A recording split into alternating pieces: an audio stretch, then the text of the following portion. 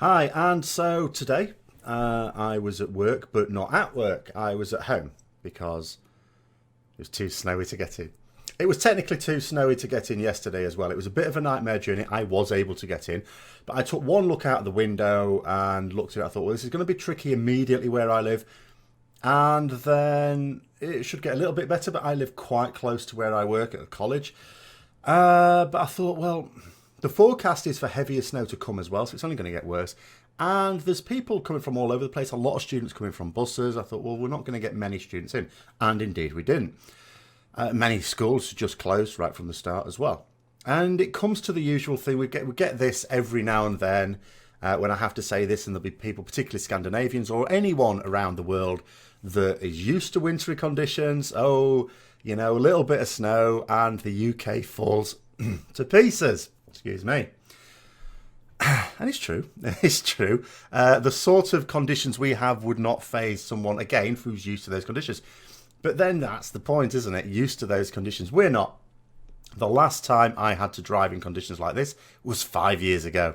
In fact, I've been driving for 20 years, and I can count the number of times I've had to drive in wintry conditions. So when I first passed my test and was driving around, that first winter was such a winter. There were a few days when it was pretty bad.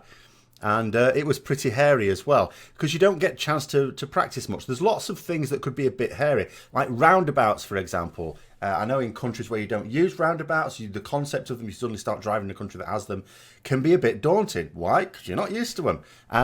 You get used to them in this country, so I use them all the time. So now I'm fine with them. But to begin with, I wasn't. When I was learning, it was like, oh, wow. We've just got to filter in. Oh, my God. So that was the first time. The second time was, what would it be now? It would be about 2005-ish. And that was when I was working at a place which had pretty dodgy roads to begin with. It was actually a pretty crap journey to get there on a good day, on a snowy day. It was a horrendous journey. There was a couple of times when I sort of got stuck as well and had to do the old reverse forward to rock myself out because there's a lot of traffic as well, so you couldn't keep any momentum going. And I eventually got a cracked windscreen as well with the cold. It just, and I eventually got to work, which is a school, and they said, "Oh, it's closed." I thought, "Oh, so I've got to make the journey all the way back now." Then the next one was 2010. Now, 2010 was a bad one. The day before it got super bad was a pretty hectic journey as well. There was one time I was driving down the motorway and pretty poor conditions. You could sort of drive there. It wasn't absolutely shocking. It never will be on a motorway because of the constant traffic there. And I overtook a lorry and then aquaplaned a little bit in that lane and ended up behind the lorry again. So I had to overtake it all over again. That's pretty nerve-wracking when you're just going past a lorry. There's the central reservation to the right of you, the lorry to the left of you, and obviously I wasn't speeding. I wasn't going even up to speed. That would be stupid. But nonetheless, I knew I was able to go faster than the lorry was going. And then the very next day, it was impassable. In fact, I actually remember going out to my car, which was under a foot of snow, and I remember starting to clear the snow off the car. And this is just testament to the fact that I don't do mornings. I'm not good at mornings. Clearing the snow off the car, and then something in my brain just woke up, and I just stopped. I looked around. I looked around to my ankles, which were buried beneath the snow, and thought, "You're not going anywhere. What are you doing?" Fortunately, the whole school was closed. There was no one able to get in. And that lasted for 3 whole days. I was just basically stranded there for 3 whole days, which was not bad because I was around at my then partner's house. That was fine. So we found things to amuse ourselves with for 3 days, not being able to actually drive anywhere. And then there were another couple of days when it was still bad to drive, but you could drive after that. Then the next one was just about 5 years ago. And on that particular occasion, driving back to work, and there was one time when I did lose my back end. Again, I was driving very slowly, but it was a tap of the brakes, which you ideally don't use your brakes at all, I guess. But this is the thing. It's like twice a decade you get this, and you don't get used to it. And if I fast forward to now, again, immediately outside my house, it's still like that now. is very deep in snow because no one really drives there. It's a close, which means it's not a through road, so you don't get traffic. You only get the people who live here driving out and driving back. And if people aren't doing that, then nothing happens to that road. Certainly no one comes around and clears it. But when you turn onto the actual road, it was pretty bad when I was going yesterday, and then there was a point where it was just total gridlock and we're just moving very, very slowly. And then I was coming up to a main road. I thought dual carriageway, 40 mile an hour limit, and obviously no one would drive 40 miles an hour in those conditions. But in other words, a busy road, and it's busy at that time of day as well. And I turned on and I thought, well, at least this will be better. And I turned onto it and it wasn't better. And the other thing was you could see why it wasn't better because it was also deserted. There was not many people using it at all. In fact, there was no one in front of me. I turned left onto it, no one in front of me.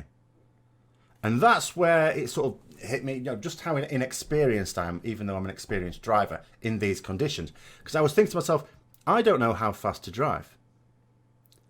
I don't know how fast to drive. Obviously, I don't want to go too slowly because it's a long road. And there's people behind me, and I don't want to be pissing them off or making them late or whatever. We're already going to be a little bit late, we expect anyway. At the same time, I obviously don't want to go too fast. I remember, actually going off-road in a previous one, and I thought, well, there's pedestrians there. I don't want to hit a pedestrian, right? In fact, there's 3 levels of annoyance, really. First of all, you come off. That's pretty bad for you because you might damage your car, and even if you don't, it's stressful. You're in a little bit of shock when it happens. It's not nice. Second one is you cause a collision with another vehicle. All right, no one's hurt, but that's still a pain in the arse dealing with the insurance and all the rest of it. Then the third level is where you hurt someone, as I say, hitting a pedestrian coming off. So it was one of those things where I think, so I went up to a particular speed. And again, if you're used to these conditions, or even if you get like a couple of weeks a year of them, you sort of get used to it and you'll sort of get the knack for how fast to drive. But then that's just from the individual. You would also have a situation, if this was going to happen a lot, because every time this happens and people can't travel, obviously that's an economic hit to the country because people aren't being as productive. So, people not being able to get into the office and so on. Business doesn't happen. Now, in a country where this happens more than a couple of days every 5 years, you would have things in place. You would have snow plows and people would learn, what to do with their car. Cars might be designed differently. You might have chains or something like that. We don't have any of that. We have gritters, trucks that just go out putting grit before the bad weather comes in, but they don't do that habitually because it's hideously expensive. It's massively expensive to do it, and council budgets are already severely stretched in this country, as I imagine they are in any country. So they only do it if they think it's going to happen. And even then, they'll choose which roads to do it on because of the cost. So, yeah, this is why. And I'll get it in the neck every year from people in Canada or certain parts of the US or Sweden, Norway, and some parts of Holland even, at just how bad we are with it. But that is the reason. And it's the reason simply because, I had one day where I had to drive in it and it wasn't nice. I have one day today where, the place was shut. Tomorrow will probably be fine. I've not seen any real snow coming down today. There is still snow out there, but I know that probably on the road itself it will probably be largely clear. There doesn't seem to be forecast anymore, I think, particularly in the place I am. In Scotland, obviously, a different matter. So it's probably fine, and then that'll be it. It'll be 2 days of that bad weather. And it might be another 5 years before we get anything else like that. And that's all there is to it. It's just a couple of days. And that's why we have these things. So there you go. That sort of just explains why we're so bad in the snow. It's because we don't know what it is. It surprises us almost as much as I think blaming us is a bit like blaming Ethiopians for not being able to drive in the snow either. It's not quite like that. We certainly know how to drive in the rain. I'll give us that. I'll finish off with that. We know how to drive in the rain and in overcast conditions.